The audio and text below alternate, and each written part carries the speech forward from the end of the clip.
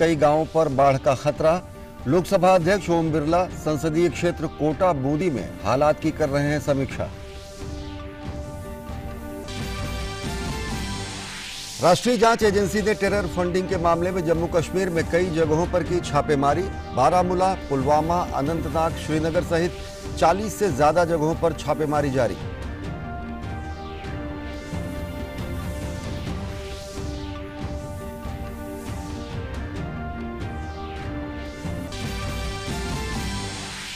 देश के प्रधान न्यायाधीश ने कानूनी सेवा संबंधित लीगल सर्विसेज ऐप की शुरुआत की। राष्ट्रीय विधिक सेवा प्राधिकरण का विजन और मिशन स्टेटमेंट भी किया जारी। प्रधान न्यायाधीश जस्टिस एन.वी. रमन्ना ने कहा, विशेषाधिकार युक्त और वंचितों के बीच न्याय की पहुंच की खाई को पाटना अनिवार्य। देश मना रहा है भारत छोड़ो आंदोलन की 79वीं वर्षगांठ। 1942 में महात्मा गांधी ने आज ही के दिन करो और मरो का नारा देकर अंग्रेजों को भारत छोड़ने पर किया था मजबूर।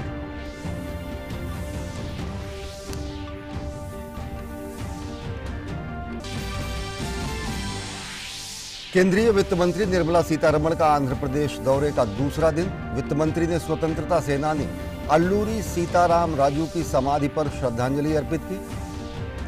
अल्लूरी सीताराम राजू ने अंग्रेजों के खिलाफ रंपा विद्रोह का किया था नेतृत्व।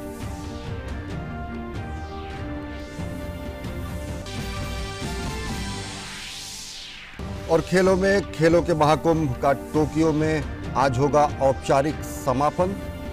ओलंपिक में भारत का 7 पदकों के साथ अब तक का सर्वश्रेष्ठ प्रदर्शन।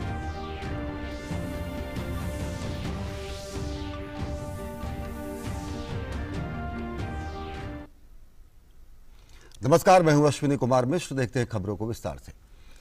मध्य प्रदेश के गुना जिले के बमहोरी गांव में बाढ़ में फंसे लगभग 150 लोगों को एयरलिफ्ट करके राजस्थान के छाबड़ा ग्राम में रुकवाया गया है। मुख्यमंत्री शिवराज सिंह चौहान ने वीडियो कॉल कर ग्रामीणों से बात कर उन्हें ढांढस बंधाया और उनके समुचित व्यवस्था सुनिश्चित किए जाने का भरोसा भी दिया। इसके अलावा मुख्यमंत्री ने बाढ़ को लेकर बनी टास्क फोर्स की बैठक में कहा कि पहली प्राथमिकता बाढ़ से क्षतिग्रस्त मकानों, मलबे के ढेर को साफ करने, स्वच्छ पेयजल की व्यवस्था, रोग न फैलने देने, बिजली व्यवस्था ठीक करने और प्रभावित लोगों को अनाज और भोजन उपलब्ध कराने की है। इसके साथ ही सभी संबंधित अधिकारी, मंत्री और सामाजिक संगठन व्यवस्थाएं सुनिश्चित करें। शिवराज सिंह चौहान ने कहा कि उन्होंने इस बारे में विस्तृत दिशा निर्देश दिए हैं। बैठक में संबंधित मंत्री, अधिकारी भी शामिल थे। मुख्यमंत्री ने टास्क फोर्स की बैठक में निर्देश देते हुए कहा कि नियमित रूप से दिए जाने वाले खाद्यान्न के अलावा बाढ़ प्रभावितों को 50 किलो अतिरिक्त खाद्यान्न उपलब्ध कराया जाए। वर्तमान में प्रदेश में बाढ़ग्रस्त क्षेत्रों में सेना के 3 हेलीकॉप्टर, एनडीआरएफ के 8 दल, सेना के 5 दल काम कर रहे हैं। शनिवार को गुना और अशोकनगर से 198 व्यक्तियों को रेस्क्यू कर बाढ़ की स्थिति से निकाला गया। बाढ़ की स्थिति उत्पन्न होने के पश्चात करीब 15,000 नागरिक राहत शिविरों में सुरक्षित पहुंचाए गए हैं। अब तक करीब 50,000 मकानों को नुकसान की जानकारी मिली है। इंदौर से 22 मशीनें श्योपुर कला भेजी गई हैं। मृत मवेशियों को दफनाने के लिए भी पूरा अमला जुटा हुआ है। ट्रैक्टर ट्रॉली की व्यवस्था कर पेयजल की व्यवस्था और सफाई की व्यवस्था की जा रही है। गौरतलब है कि मध्य प्रदेश के उत्तरी हिस्से में भारी बारिश के बाद बाढ़ की स्थिति गंभीर हो गई है। बाढ़ से 1250 से अधिक गांव प्रभावित हुए हैं। बारिश से ग्वालियर, शिवपुरी, श्योपुर, दतिया, अशोकनगर, गुना, भिंड और मुरैना सबसे अधिक ज्यादा प्रभावित हुए हैं। सब कुशल से हैं? हाँ, अब थोड़ी परेशानी तो वहां हो रही होगी, लेकिन चिंता नहीं करें, सब व्यवस्थाएं बनाएंगे, है ना? जी जी जी, है ना? थोड़ी परेशानी तो पानी के कारण हो गई अपन को, लेकिन और कोई चिंता मत करना, बाकी भी सब व्यवस्थाएं बनाऊंगा।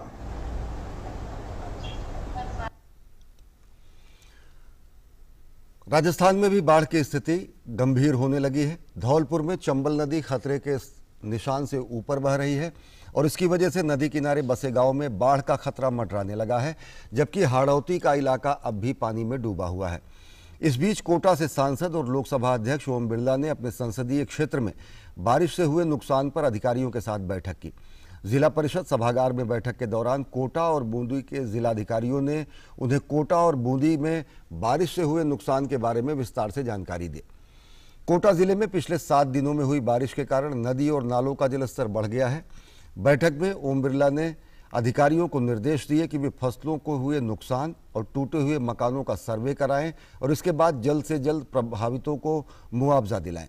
बारिश से टूटी हुई सड़कों की मरम्मत, बिजली सप्लाई, स्वास्थ्य संबंधी सुविधाएं समेत जनजीवन सामान्य बनाने के सभी जरूरी कदम उठाने के भी निर्देश दिए गए हैं।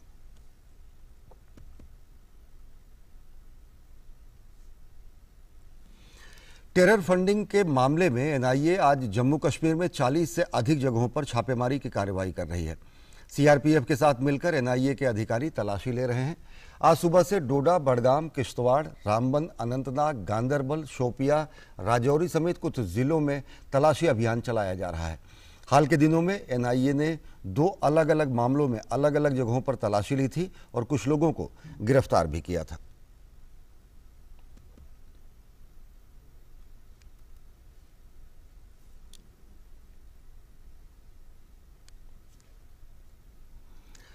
केंद्रीय वित्त मंत्री निर्मला सीतारमण ने आज विशाखापट्टनम जिले में कृष्ण देवी पेटा में स्वतंत्रता सेनानी अल्लूरी सीताराम राजू की समाधि पर श्रद्धांजलि अर्पित की।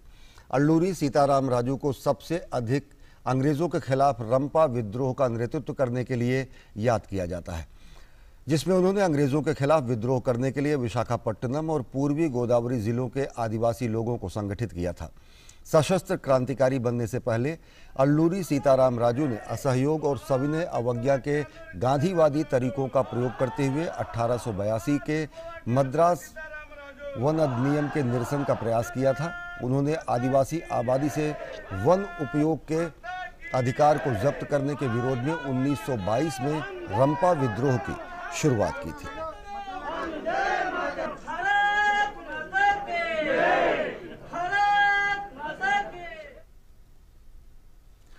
भाजपा अध्यक्ष जेपी नड्डा आज आगरा में हैं। यहां वे पहले पार्टी कार्यकर्ताओं के साथ बैठक कर रहे हैं और इसके अलावा जेपी नड्डा कोरोना वॉरियर्स के सम्मेलन को भी संबोधित करेंगे।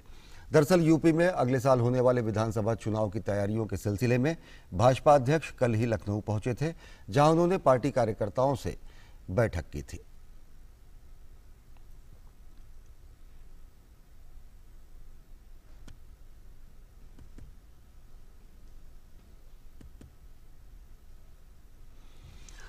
बात बिहार की। बिहार में औरंगाबाद, रोहतास और बांका जिलों में बिजली गिरने से 14 लोगों की मौत हो गई, जबकि 4 अन्य लोग घायल हो गए।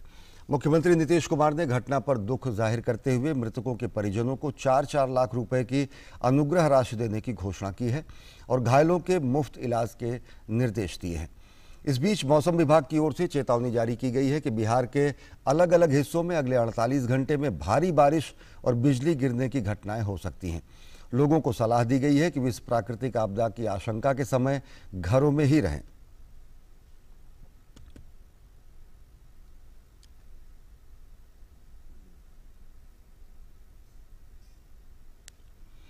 संयुक्त राष्ट्र में भारत के राजदूत टीएस तिरुमूर्ति ने लेबनान में सेना और पुलिस के योगदान पर संयुक्त राष्ट्र सुरक्षा परिषद के अध्यक्ष के रूप में बैठक की अध्यक्षता की। टीएस तिरुमूर्ति ने कहा कि संयुक्त राष्ट्र शांति मिशन में भारत 21 वर्षों से बड़ी संख्या में सैनिकों और पुलिस का योगदान देने वाले देश में शामिल है।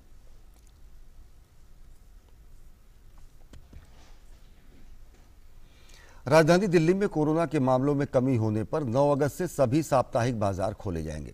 मुख्यमंत्री अरविंद केजरीवाल ने ट्वीट के जरिए जानकारी दी है। उन्होंने कहा कि दिल्ली में कोरोना से हालात नियंत्रण में हैं, लिहाजा साप्ताहिक बाजारों को खोलने का फैसला किया गया है। वहीं बाजारों में कोविड उपयुक्त व्यवहार अपनाने का निर्देश भी दिया गया है।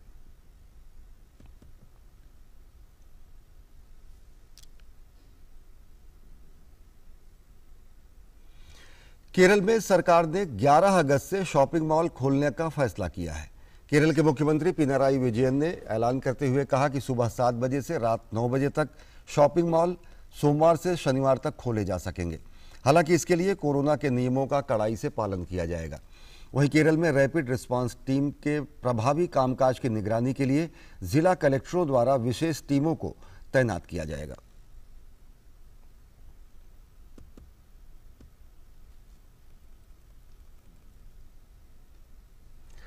मणिपुर में कोरोना के मामलों पर अंकुश लगाने के लिए मिनी कंटेनमेंट जोन बनाने के निर्देश दिए गए हैं। मणिपुर में शनिवार को हुई कैबिनेट की बैठक में सरकार ने बड़ा फैसला लेते हुए कहा कि लोगों की आजीविका को फिर से शुरू करने के लिए लॉकडाउन और कर्फ्यू हटाया जा रहा है। राज्य सरकार ने डेल्टा वेरिएंट के बढ़ते खतरे को देखते हुए लॉकडाउन लगाया था।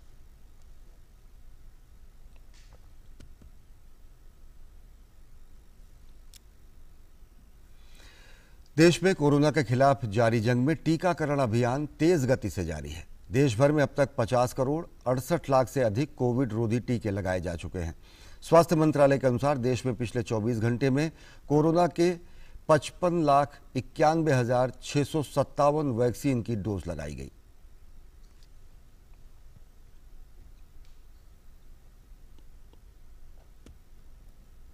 देश में कोरोना वायरस के दैनिक मामलों में लगातार गिरावट दर्ज की जा रही है। केंद्रीय स्वास्थ्य एवं परिवार कल्याण मंत्रालय के मुताबिक पिछले 24 घंटे में 39,070 नए मामले दर्ज किए गए हैं। अब तक 3 करोड़ 10 लाख से अधिक लोग उपचार करवाकर स्वस्थ हो चुके हैं, जिसके बाद देश में रिकवरी रेट बढ़कर 97.39% हो गया है। इस समय देश में सक्रिय मामलों की कुल संख्या 4,06,822 है।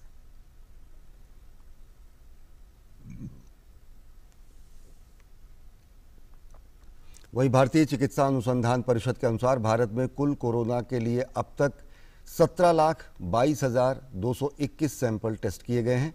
वहीं कल तक 48 करोड़ 39,185 सैंपल भी अब तक टेस्ट किए जा चुके हैं।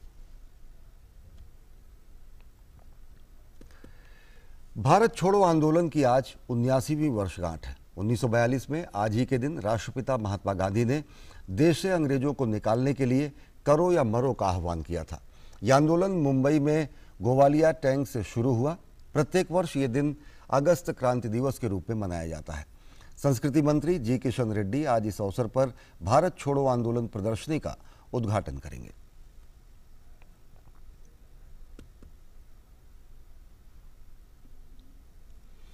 आज़ादी के 75वें वर्ष का जश्न मनाने के लिए उपलक्ष्य में मनाए जा रहे आज़ादी के अमृत महोत्सव के एक हिस्से के रूप में राष्ट्रीय अभिलेखागार आज भारत छोड़ो आंदोलन की 79वीं वर्षगांठ पर एक प्रदर्शनी का आयोजन कर रहा है। इस प्रदर्शनी का उद्घाटन केंद्रीय संस्कृति एवं पर्यटन और पूर्वोत्तर क्षेत्र विकास मंत्री जी किशन रेड्डी करेंगे। ये प्रदर्शनी सार्वजनिक अभिलेखों, निजी पत्रों, मानचित्रों, तस्वीरों और अन्य संबद्ध सामग्रियों के माध्यम से देश के स्वतंत्रता संग्राम में भारत छोड़ो आंदोलन के महत्व को दर्शाएगी। प्रदर्शनी 8 नवंबर तक आम जनता के लिए खुली रहेगी। जो इश्यू नहीं है, ये इश्यू उठाकर आज संसद को रोकना बहुत क्राइम है। लगभग 130 करोड़ अभी वेस्ट हो गया। जनता का पैसे है, टैक्स पेयर्स पैसे है। पार्लियामेंट में पूरे पॉजिटिव डिस्कशन होना चाहिए, प्रोडक्टिविटी होना चाहिए और देश के हित के लिए जो भी समस्या है उसको उठाना चाहिए। देश के प्रधान न्यायाधीश ने आज कानूनी सेवा संबंधी लीगल सर्विसेज ऐप की शुरुआत की। उन्होंने राष्ट्रीय विधिक सेवा प्राधिकरण का विजन और मिशन स्टेटमेंट भी जारी किया। इस मौके पर प्रधान न्यायाधीश जस्टिस NV रमन्ना ने कहा कि विशेषाधिकार युक्त और वंचितों के बीच न्याय की पहुंच की खाई को पाटना अनिवार्य है। GMR ग्रुप की कॉरपोरेट सोशल रिस्पांसिबिलिटी शाखा GMR VF ने 92.7 बिग FM के साथ मिलकर दिल्ली में ऐसे गरीब और दलित महिलाओं के और उनके परिवारों की मदद के लिए अनूठा अभियान चलाया है और इस अभियान का नाम है उम्मीद के पहिए। इसके तहत कोविड-19 महामारी के दौरान अपनी रोटी कमाने वाले व्यक्ति को खोने वाले के लिए विशेष इंतजाम करने की बात कही गई है। अभियान उम्मीद के पहिए के तहत ऐसी 100 गरीब महिलाओं की पहचान की गई है और उन्हें ठेले प्रदान किए गए हैं। इन प्रभावित परिवारों द्वारा इन ठेलों का उपयोग फल, सब्जियां, फास्ट फूड, चाय आदि बेचने और आजीविका कमाने के लिए किया जा सकता है। दिल्ली के न्यू मोती बाग में my handloom my pride expo का आयोजन किया गया है। देश भर के अलग अलग हिस्सों से आए हुए बुनकर इसमें हिस्सा ले रहे हैं। इतना ही नहीं, राष्ट्रीय पुरस्कार और पद्मश्री बुनकरों के उत्पाद भी यहां आकर्षण का केंद्र बने हुए हैं। इस प्रदर्शनी का वस्त्र सचिव UP सिंह ने उद्घाटन किया। पेश है हमारे संवाददाता गिरीश निशाना की खास रिपोर्ट। दिल्ली के न्यू मोती बाग में GPRA कॉम्प्लेक्स के new Moti Bagh club house में माई हैंडलूम माई प्राइड एक्सपो का आयोजन किया गया है। इस एक्सपो का वस्त्र मंत्रालय के सचिव उपेंद्र प्रसाद सिंह ने शनिवार को उद्घाटन किया। प्रदर्शनी स्थल यानी न्यू मोती बाग के GPRA कॉम्प्लेक्स में 500 से ज्यादा वरिष्ठ अधिकारी रहते हैं, जिन्हें एक ही छत के नीचे देश के अलग अलग हिस्सों की सर्वश्रेष्ठ हथकरघा देखने को मिलेगी। यहाँ पे काफ़ी जो प्रोड्यूसर कंपनीज हैं या जो नेशनल अवार्डीज़ हैं हैंडलूम में, वो अपना प्रोडक्ट लेके आए हैं, क्योंकि ये ऐसी कॉलोनी है जहाँ पे 500 के आसपास से बहुत ही सीनियर ऑफिसर्स भी रहते हैं। तो एक तो उनको मौका मिलेगा कि भारत की जो बेस्ट हैंडलूम्स हैं, चाहे वो वेस्ट बंगाल से हो, चाहे महाराष्ट्र से हो, चाहे वो झारखंड से हो या राजस्थान से हो, सब एक जगह उनको देखने को मिलेगी। 15 अगस्त तक चलने वाले इस माई हैंडलूम माई प्राइड एक्सपो में देश भर के हथकरघा उत्पादक, कंपनियां और बुनकर उत्पादों का प्रदर्शन कर रहे हैं। आयोजकों को उम्मीद है कि ये प्रदर्शनी सफल रहेगी। We are conducting this domestic fair here, and HEP is known for exporting a lot of handloom products like tablecloths, mats, kitchen towels, floor coverings, etc. to all over world like Europe, USA and other parts of world. And now domestically we have conducted this fair here. इस हथकरघा प्रदर्शनी में एक से बढ़कर एक उत्पाद देखे जा सकते हैं। देश के अलग अलग राज्यों से आए इन बुनकरों में राष्ट्रीय पुरस्कार विजेताओं के साथ साथ पद्मश्री भी अपने उत्पादों को प्रदर्शित करते नजर आ रहे हैं। इस प्रदर्शनी में पद्मश्री अवार्डी भी देखे जा सकते हैं। उड़ीसा से आए हुए गोवर्धन पनिका यहाँ मौजूद है। कैसा लग रहा है इस प्रदर्शनी में हिस्सा लेकर? प्रदर्शन में अच्छा लग रहा है साहब, हमको खुश लग रहा है। लोग कितना पसंद करते हैं? लोग अच्छा बहुत पसंद करते हैं।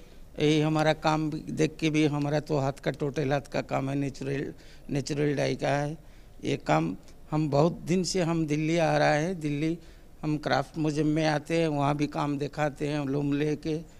दिल्ली हाट में भी जाते हैं, दस्तकार में, और हमारा जो मास्टर कृष्ण में भी हम लोग आते हैं।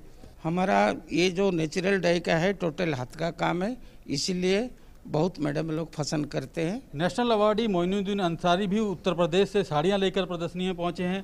सर, क्या क्या उत्पाद लेकर आए हैं आप? ये मैं सूट लाया हूँ, दुपट्टे लाया हूँ, साड़ी लाया हूँ, और बनारस के ड्रेस मटेरियल जो भी मतलब मेरा प्रोडक्ट है वो सारा मैं लेके आया हूँ। एक साड़ी बनाने में कम से कम मतलब 30 से 40 आदमी को रोजी मिलती है।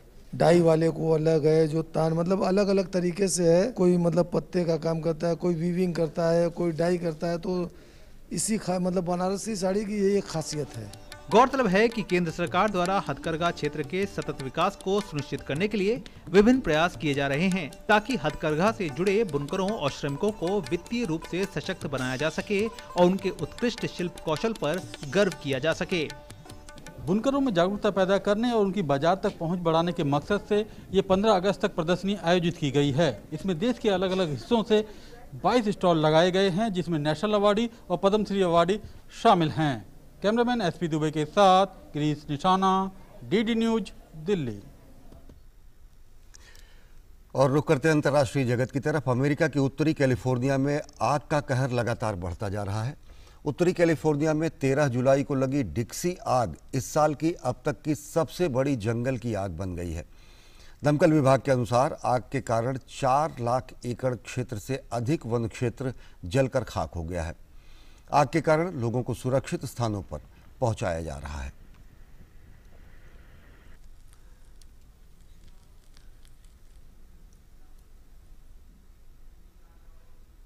वहीं यूरोपीय देश ग्रीस के जंगलों में लगी आग भी बेकाबू होती जा रही है। अब तक आग की वजह से 2 लोगों की मौत की भी खबर है, जबकि 6 इलाकों को हाई अलर्ट पर रखा गया है। लोगों से अपने घरों को छोड़ने का आग्रह किया जा रहा है। दमकल कर्मियों के अनुसार तेज हवाओं की वजह से आग तेजी से फैल भी रही है।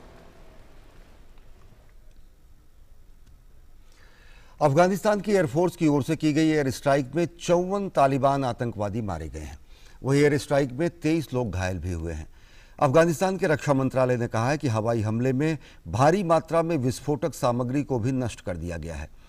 अफगानिस्तान की वायुसेना ने तालिबान के ठिकानों पर यह स्ट्राइक ऐसे समय में की है जब विदेशी फौजें वापस चली गई हैं और तालिबान की ओर से लगातार हिंसा में वृद्धि देखी जा रही है।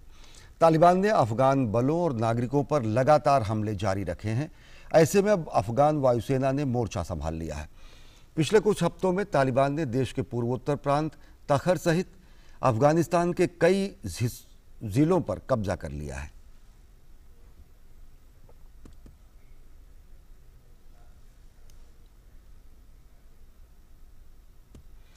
अमेरिकी सीनेट ने $1 ट्रिलियन के बुनियादी ढांचे के पैकेज को आगे बढ़ाने के लिए मतदान किया। राष्ट्रपति जो बाइडेन और सीनेटरों के द्विदलीय समूह के बीच महीनों तक चली बातचीत के बाद ये पैकेज एक महत्वपूर्ण कदम माना जा रहा है। सीनेटर्स ने कानून पर बहस को सीमित करने के पक्ष में 67 और विपक्ष में 27 वोट डाले। अब तक वर्तमान बिल ने पर्याप्त रिपब्लिकन से समर्थन प्राप्त कर लिया है।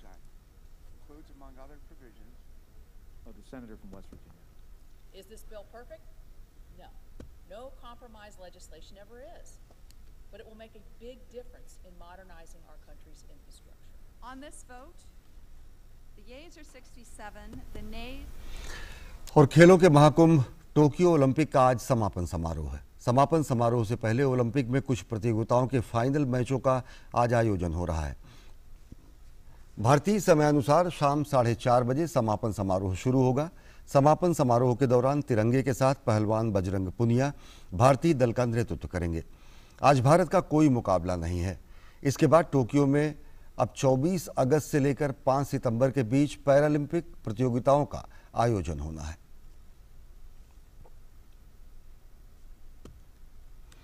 टोक्यो ओलंपिक में भारत को कांस्य पदक दिलाने वाले पहलवान बजरंग पूनिया ने मीडिया से बात करते हुए कहा कि इस बार वे भले ही गोल्ड से चूक गए हों, लेकिन पेरिस ओलंपिक में वे भारत के लिए स्वर्ण पदक जरूर जीतेंगे।